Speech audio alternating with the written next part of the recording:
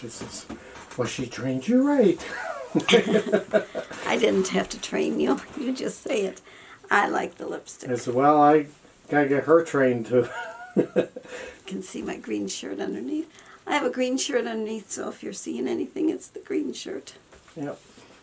I don't think you can see anything else. Yeah, no, just the green, possibly here and there. Maybe. That's because I need long sleeves. This has short sleeves. And it's got to go that way, just a hair. That's better, I think. Just a hair more. That's better yet. That's perfect, okay. Hi everyone, it's NonnaGrace, and I'm from Western New York. Today we had sunshine. The weatherman predicted bad weather, but not for us. Thank goodness. I think, or did he predict it for us? No, we were passed by. It's all along the East Coast though, so a lot of places that normally don't get the cold and the snow are getting it. And they've got snow in New York City. To us it looks like a dusting. To them it's disastrous. You know, all the way up through Boston. Boston's getting hit hard. Hard, yeah. They've got a lot of snow. Well, today Jim went shopping. I stayed home. He asked if I wanted to go, and I says if I don't have to go, I'd rather not go. So I stayed home. He brings me such yummy stuff when he goes. It's like when my father used to go shopping. My father always brought home the good stuff. My mother never brought home the good stuff. And that's pretty much what I do. I only bring home what I absolutely have to, and I don't bother with the extras. Where he does the extras, which is nice. They're all for you. Yeah, he brought me grapes. I love grapes and cheese together. I don't know if you like to eat grapes with cheese, but that's what I like to do. And he brought me some potato chips. Shouldn't have potato chips, but I do like my potato chips. But he also brought me, because I'm trying to get my olfactory, olfactory, what is it? Is it sense, whatever, in your nose? I can't remember. In your nose, there's the olfactory thing that for your smelling. Well, they say that if you use essential oils, and there's 4 different kind, but he could only find 2 of them. And 2 of the ones that he could find were the lemon and the eucalyptus. And I asked him to smell the lemon. I said, smell this. Does it smell like lemon? And he goes, yeah, it smells like lemon. Doesn't smell like anything to me. I couldn't tell you what I was smelling. I would have to guess. And all I can do is smell. I don't know. I don't smell anything. And the eucalyptus, I can feel the vapors of it, but I can't tell you what the smell is. It doesn't smell like anything. It feels like vapors going up my nose, but that's it. Almost like vapor rub, but not quite, because it's not that pepperminty it's not quite the same as vapor rub, but it's similar. I don't know, but I feel a vapor going up. That's all I can tell. And I can taste salt, and I can taste sugar. And I think I'm tasting the food, or I've got a very good imagination of what it's supposed to taste like, because my stuffed pepper that I had the other night, boy, it was good. And I don't know if I'm imagining it to be very good because I know I made it, or if it really was good. I don't know. It was really Jim good. Jim thought it was good. So, and he can taste really and he can smell. Thank goodness. Also, another thing that I was listening to, I didn't know that this virus could affect your muscles in your legs. It also can affect that. And I have one leg that wants to feel like it feels like it's a fat leg.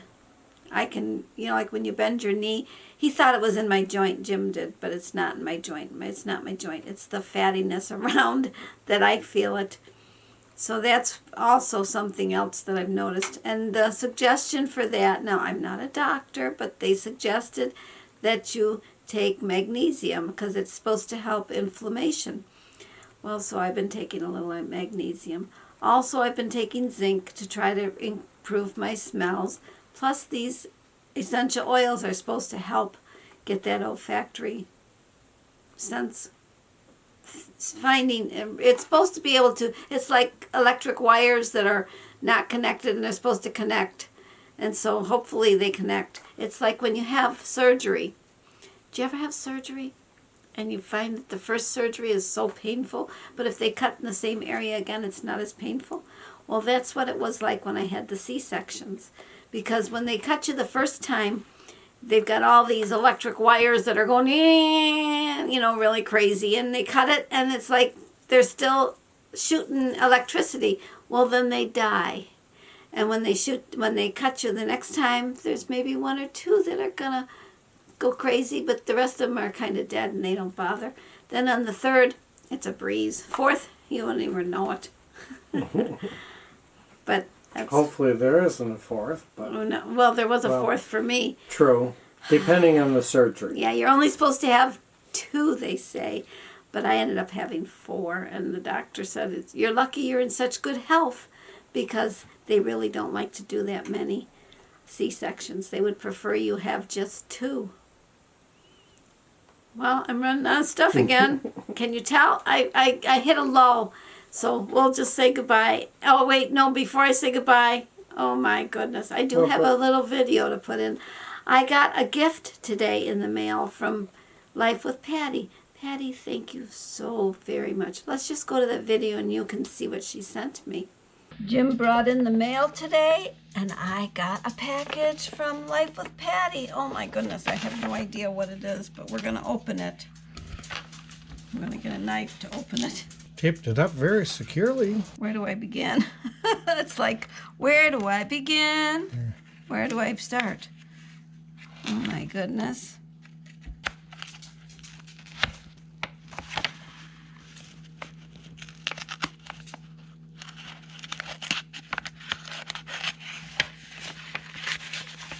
There you go. Thank you. Unless you want me to finish it. You can finish it. It's really... I know how much you love knives. Yeah. Taped up well. I have no idea what's in it, but we're going to find out.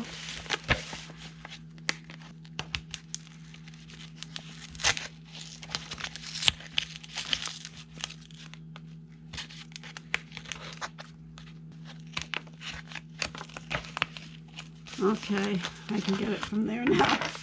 Thank you. Oh, what is it going to be?